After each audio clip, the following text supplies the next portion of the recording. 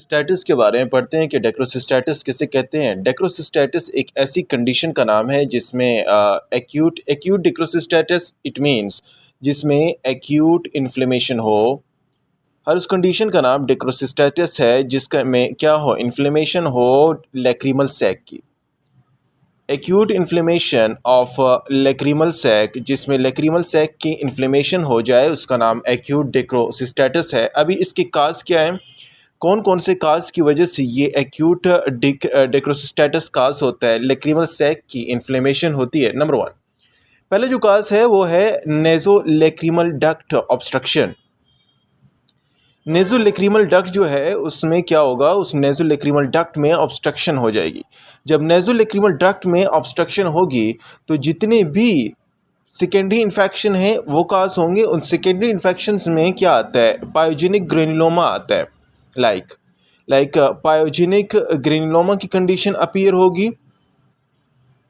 Pyogenic granuloma की condition appear होगी जो किससे होता है, जो स्टेफाइलोकोकस एरिस से होता है और इसके साथ साथ न्यूमोकोकस से होता है। तो ये डिफरेंट बैक्टीरिया हैं, इन बैक्टीरियल की इन्फेक्शन हो रहा है क्योंकि नेज़ोलैक्रिमल डक्ट की ऑब्स्ट्रक्शन हुई है। नेज़ोलैक्रिमल डक्ट की ऑब्स्ट्रक्शन के साथ ही सेकेंडरी इन्फेक्शन हुआ है, पायोजेनिक ग्रेनुलोमा या बैक्टीरियल इन्फेक्शन हुआ है किस में, लैक्रिमल सैक में।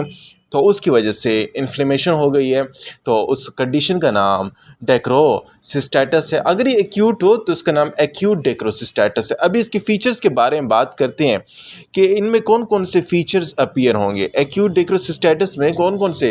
नंबर 1, पेनफुल रेडनेस स्वेलिंग होगी। कहाँ पर, पेनफुल रेडनेस होगी, पेनफुल कंडीशन है, और साथ साथ स्वेलिंग होगी। कहाँ स्वेलिंग होगी, at medial canthus of eye. Medial canthus of eye में स्वेलिंग होगी, पेनफुल की कंडीशन है, और साथ साथ रेडनेस भी हो जाएंगे। अगर हम इसकी क्या करें, एग्जामिनेशन करें, तो एग्जामिनेशन में क्या होगा, आपको पता चलेगा कि मेडियल किंतस जो है इसमें क्या है, इसमें स्वेलिंग है। और दूसरा जो हम टेस्ट परफॉर्म करते हैं, regurgitation test, that test will be difficult to perform। Regurgitation test जो है ये क्या होगा, ये बहुत मुश्किल से, क्योंकि वहाँ पर टेंडरनेस होगी, वहाँ पर पेन होगी, एक्सट्रीम पेन की वजह से ये कंडीशन अपीयर हो जाएंगी। एक नंबर 1 स्वेलिंग होगी, regurgitation test difficult to perform, and number 3 is abscess formation. Abscess की फॉर्मेशन भी हो सकती है और एब्सिस भी फॉर्म हो सकता है। तो ये किस में आ रहा है, ये हमारे पास एक्यूट डेक्रोसिस्टेटिस की कंडीशन में आ रहा है।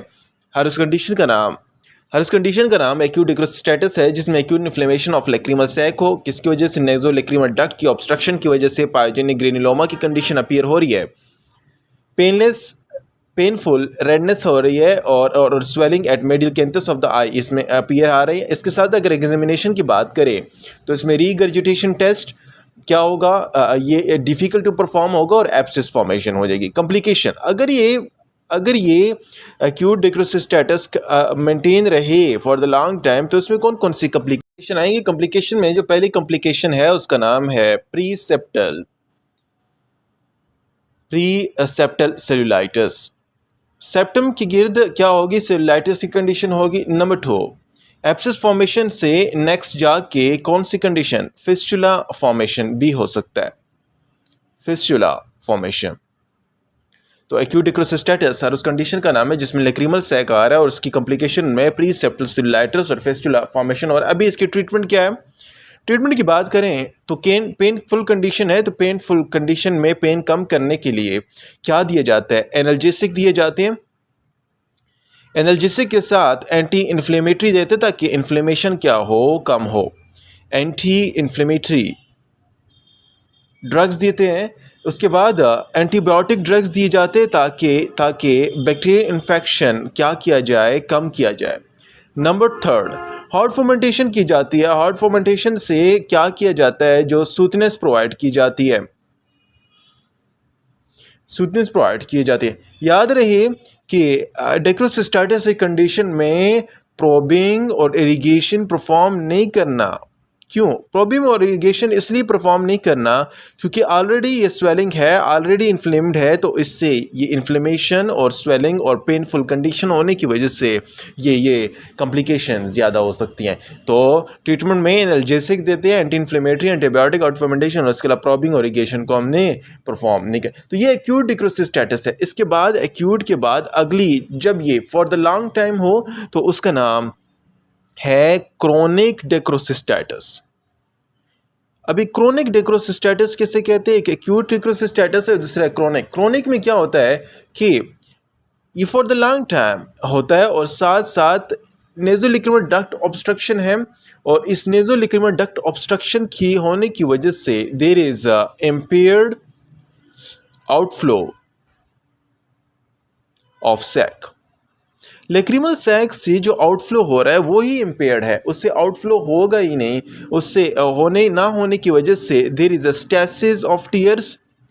टीयर्स जो हैं वो प्रोडक्शन होंगे लेकिन वो स्टॉप हो जाएंगे, और स्टेसिस ऑफ टीयर होने की वजह से there will be it will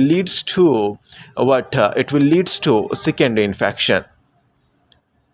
secondary infection eye में काज कर देगा।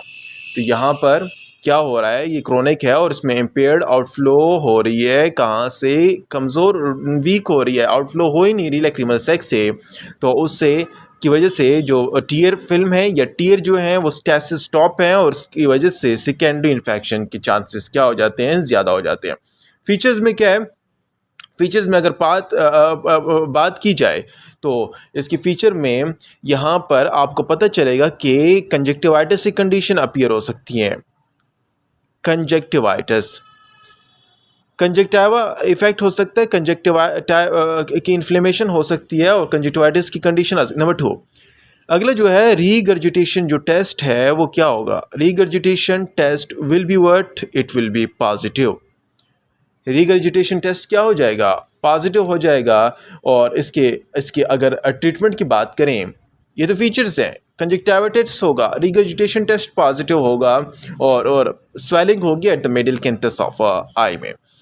इसके बाद अगर ट्रीटमेंट की बात की जाए क्रोनिक में, जिसमें लेक्रिमल सैक में क्या नहीं हो रहा, आउटफ्लो नहीं हो रहा, तो इसकी ट्रीटमेंट की अगर बात की जाए तो इसमें ऑपरेशन परफॉर्म किया जाता है जिसका नाम है DCR, डेक्रोसिस्टोरिनोस्टोमी ऑपरेशन परफॉर्म किया जाता है। जिसमें क्या किया DCR ऑपरेशन में क्या किया जाता है? इसमें एक पैसेज क्रिएट की जाती है। इसमें पैसेज क्रिएट की जाता है किसके दरमियान? पैसेज क्रिएट किया जाता है बिटवीन लेक्रिमल सैक और नेजल कैविटी के दरमियान एक पैसेज क्रिएट किया जाता है, और उस पैसेज की वजह से ये जो इन्फ्लेमेशन हुई है ये इसको ख़त्म किया जाता है। एक DCR कि में क्या हो रहा है? पैसेज क्रिएट हो रहा है। इसमें आगे बात की जाए, एक का नाम है एक्सटर्नल DCR। एक्सटर्नल DCR की अगर बात करें तो नाम से ही जाहिर है जिसकी अप्रोच कहाँ से हो? स्किन के ज़रिए हो। स्किन के ज़रिए से अप्रोच हो, उसका नाम एक्सटर्नल DCR है। और इसके अलावा दूसरा है, उसका नाम है एंडोलेज़र या इसके साथ साथ ट्रांस नेजल अप्रोच। ट्रांसनेजल अप्रोच में क्या होता है कि between through the nasal cavity, direct and direct कहाँ से अप्रोच किया जाता है? नेजल कैविटी के ज़रिए से अप्रोच किया जाता है। एक्सटर्नल DCR की अगर बात करें तो उसमें क्या हो रहा है? उसमें स्किन के ज़रिए अप्रोच की जा रही है, और ट्रांसनेजल या इंटरनल नेजल या एंडोनेजल से ही कहाँ से अप्रोच की जा रहा है? नेजल कैविटी के थ्रू अप्रोच की जा रहा है। तो this is all about chronic dacryocystitis. इसमें क्या हो रहा है? ट्रीटमेंट में DCR के ज़रिए से पैसेज क्रिएट किया जाता है, लेकिन नेजल कैविटी अगर स्किन के ज़रिए से हो तो उसका नाम एक्सटर्नल है, अगर नेजल कैविटी की तो उसका नाम एंडोनेजल है। तो ये एज अ ट्रीटमेंट के तौर पर दिया जाता है। इसके बाद आपको पता चले एक्यूट डेक्रोसिस्टैटिस, क्रोनिक डेक्रोसिस्टैटिस, फीचर्स और इसकी एग्जामिनेशन में रिगर्जिटेशन डिफिकल्ट टू परफॉर्म, यहाँ पर पॉजिटिव। सेल्युलाइटिस, फिस्टुला फॉर्मेशन होता है, ट्रीटमेंट में एनाल्जेसिक और एंटी इन्फ्लेमेटरी एंटीबायोटिक वगैरह देंगे, यहाँ पर DCR परफॉर्म किया जाता है।